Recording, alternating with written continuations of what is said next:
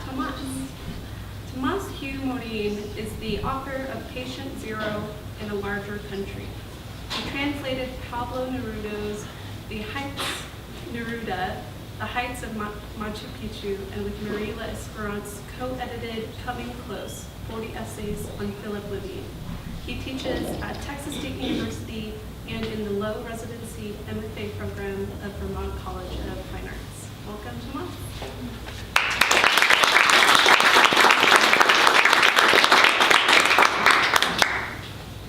How are y'all doing?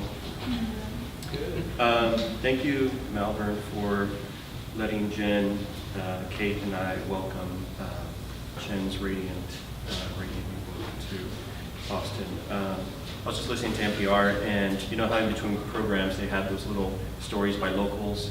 And there was this guy who came on and he said how back in whatever year, I forget what it was, I went to see this concert at Waterloo Records, and the band was not doing well, and they were arguing, and it was just not going right. So me and my buddy, we walked out halfway through the show, and when we walked out, we saw a cover of their album on the window, and it was this baby that was just kind of like floating in water. I thought when I was driving over here, I thought like this is one of those. I remember where I was like when moments, you know, like. I remember where I was the first time I heard, him read from this book. I'm only going to read one poem. It's the long one from my book. It's called Sing Sing, and it came about when I thought one day, like, what would the muse do if the muse were in prison? Sing Sing. She lived within the white stone walls so long she couldn't remember any longer the face of the man who ferried her across the river. When she tried to see him, she saw nothing. What struck her always about that night was how from the boat, the black crest of beech and maples joined the dark flat of the river to make a green yawn, each second made yawn even wider. She never could forget this coupling of solid and liquid darks, so unbroken and total, except where the buildings sat locked arm in arm along the shore.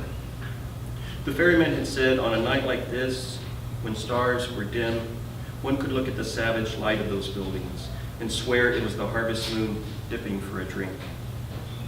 For years, her pride had kept her from begging a parole board of strangers for mercy and a little tenderness. But now she was finally tired of walls. It was time to acknowledge her crimes and apologize, so she took the sheet of gray paper she had folded to look like the gull wheeling overhead and flattened it. Her hair firmly tucked behind her ear, she sighed and wrote. Esteemed parole board, I've spent every hour wondering what I could have done differently, how things might have turned out if I hadn't broken the rules and followed my poet out of the house and away from the page. I was sure he was going to abandon his words for what would have been the 10th time, since he believed he had no talent to speak of, that the future readers of America, dull and overfed on vampire poetry, would shred his stupid poems and sell them by the bag as packing material. He couldn't write about the dead South anymore or the war between the races. I was sure not a soul would know I was watching him as he slid a sack over his leg and the leg of a woman he didn't know loved him yet. How could I know when I tripped them so he could fall on her and they could roll and laugh that she would die?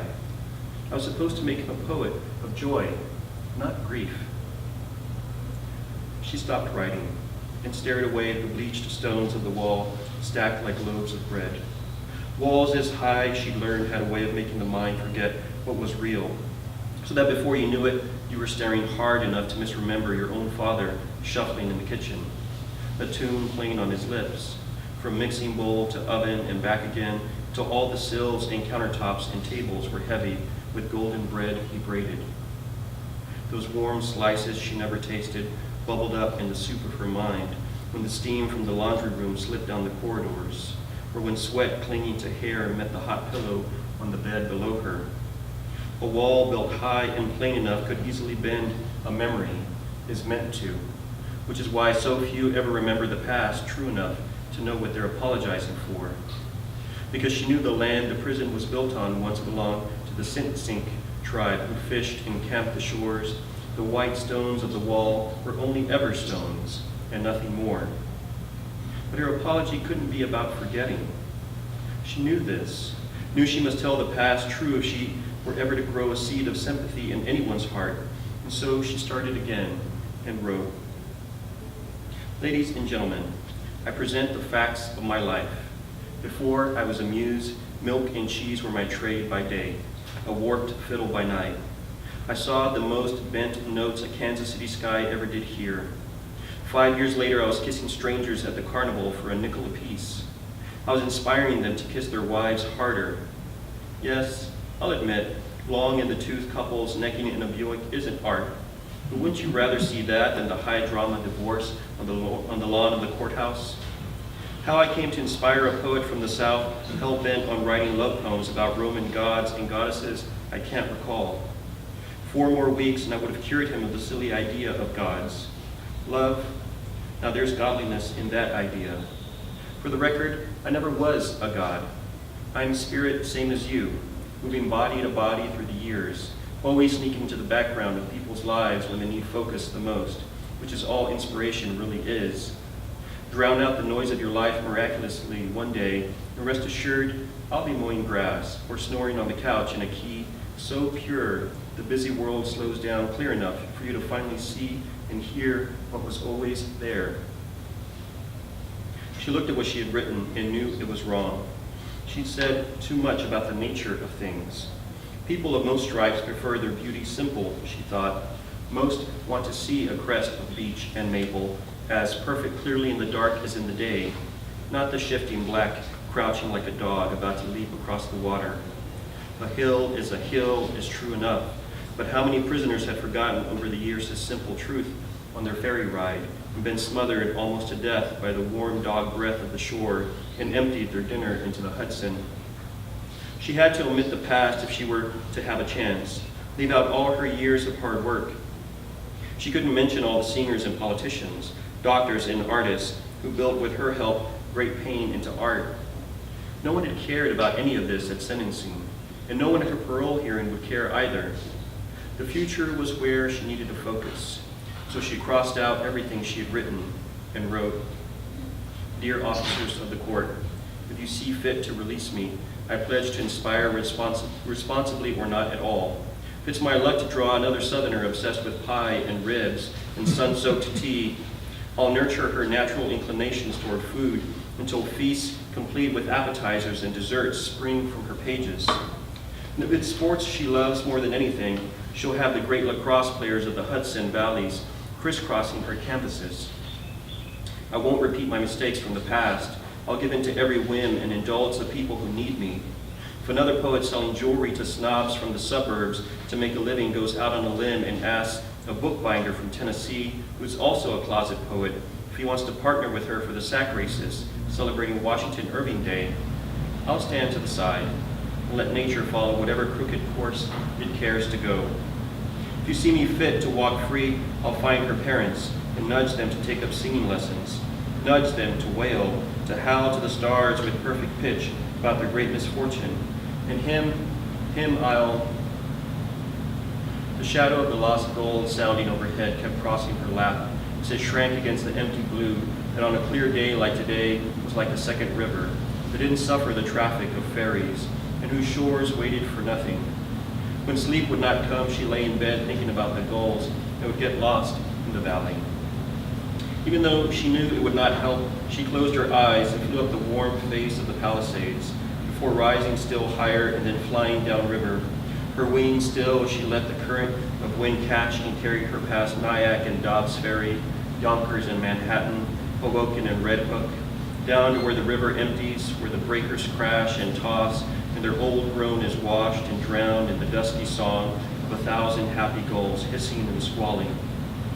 As the light grew weaker, the shadow of the gull cutting across the yard stretched into the shape a child's kite would make. She had a son, the woman who died. He would be older now, maybe even a father. Promising to be responsible would not be enough. She'd have to say what they wanted, what her lawyer had begged her to say all along to prove she wasn't crazy. For her own protection, she scratched through all her words until they were unreadable. balled up the paper and tossed it on the ground, and began a fresh page with what she knew they wanted to hear. Fellow citizens, I'm the same as you in that I was reared right by decent parents. They mourned me good and proper the summer I lit out of Iowa with a carnival. 10 years it took to work up to a knack in the big tent. My talent was confidence, pure and simple, though I wrote fortune on my banner. The old-timers called it a knack for knowing the heart of people.